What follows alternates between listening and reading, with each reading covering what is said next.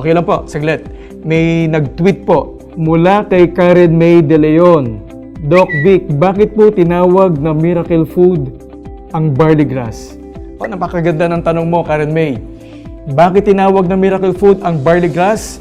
At ito po ay nakakatulong sa maraming sakit dahil po sa napakaraming micronutrients sa sangkap niya.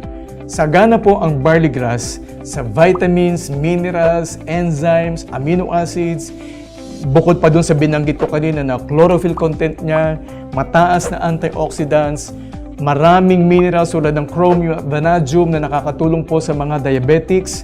Marami pong enzymes na makakatulong po sa iba't ibang uri ng sakit. Yan po ang dahilan kung bakit tinawag na miracle food ang barley grass. Aba, parami ang mga nagtutweet sa atin habang nagpapatuloy tayo sa ating programa. Mula naman kay Ivan Angeles, Doc Vic, may allergic reaction po ba pag uminom ng barley grass? Maganda yung tanong mo, Ivan. Walang allergic reaction kapag nag-take ka either ng capsule or ng barley grass. Bakit po? Kasi po, ang kinukuha natin dito ay yung dahon ng barley. Ang gluten content po ang nagdudulot ng allergic reaction sa katawan. So, yun po ay nakukuha sa bunga ng barley, hindi po sa dahon. Ang kinukuha po natin, young barley grass from New Zealand. So, wala pong allergic reaction kayong mararanasan kapag po kayo nag-take ng Premier Organic Barley. Okay po? So, Ivan, maraming salamat sa iyong katanungan. Okay, may isa pa na namang nag-tweet sa atin mula kay Yvette Marquina. Doc Vic, ano-ano po ang mga sakit na pwedeng paggamitan ng organic barley? Napakagandang tanong. Dahil nga po sa napakaraming nutrients, napakaraming sangkap na makukuha po ninyo sa Premier Organic Barley, marami pong sakit na pwedeng paggamitan, kaya nga po ito tinawag na miracle food. Mula po nung unang nakita ko ang Premier Organic Barley, ginamit ko na po ito una dahil sa nagpapalakas po ito ng immune system. So sa mga viral, bacterial infections, tulad ni Mr. Wilson na napakahina ng kanyang immune system, kaya po nagkalagas-lagas yung kanyang balat. Pangalawa, sa mga chronic diseases, no? Sa mga babae na malakas ang kanilang menstrual period or malakas ang kanilang menstruation. Yung po mga babae na 8 araw ang haba ng menstrual cycle or 8 napkins ang nagagamit per day, gamitin nyo po ng Premier Organic Barley.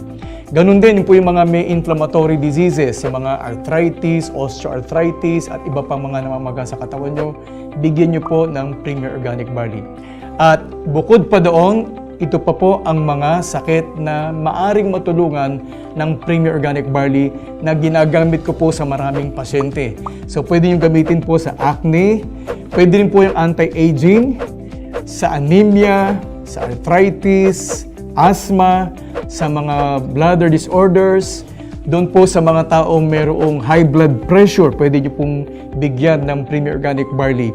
Sa mga may bone disorders, bronchitis, nervous disorders, cancer, yan po yung isa sa mga ginamitan ko agad ng Premier Organic Barley dahil first time ko pong nakita at namangha po ako na yung tumors lumiit dahil po sa paggamit ng Premier Organic Barley.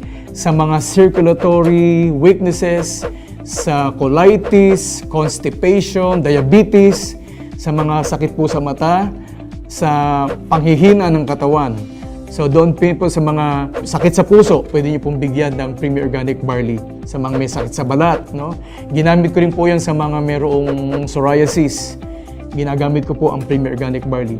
Doon po sa hindi magkaanak, ginamit ko po ang Premier Organic Barley. At marami pa iba, liver disorders, sa mga may problema po sa baga, at napakarami pang sakit na natutulungan ng Premier Organic Barley. Meron nga po ako mga pasyente na ginamit ako ng Premier Organic Barley na mga kidney stones. Lumabas po ang mga kidney stones. So talaga pong masasabi nating miracle product ang Premier Organic Barley. Okay, so kulang na naman po tayo sa oras. At muli po, nagpapasalamat ako sa lahat ng mga sumusubaybay at lahat ng mga nagpa-participate po sa ating Good Life Health Forum dito ng JC Premier. At muli po, papaalala ko sa inyo na pwede po kayong magpadala ng inyong mga katanungan. At sisikapin ko po sa abot ng aking makakaya na mabigyang pansin po ang lahat ng inyong mga katanungan. So muli po, maraming salamat hanggang sa susunod po nating mga episodes. Welcome to the Good Life.